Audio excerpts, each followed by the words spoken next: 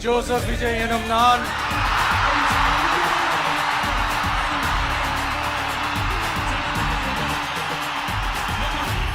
சட்டப்படி அமைக்கப்பெற்ற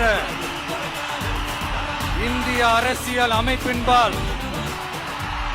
உண்மையான நம்பிக்கையும் மாறா பற்றும் கொண்டிருப்பேன் என்றும் இந்திய நாட்டின் ஒப்பில்லாத முழு முதல் ஆட்சியையும் ஒருமையையும் நிலை நிறுத்துவேன் என்றும்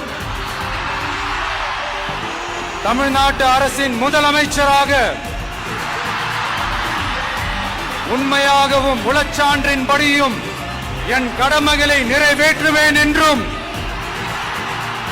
அரசியல் அமைப்பிற்கும் சட்டத்திற்கும் இணங்க அச்சமும் ஒருதலை சார்பும் இன்றி விருப்பு வெறுப்பை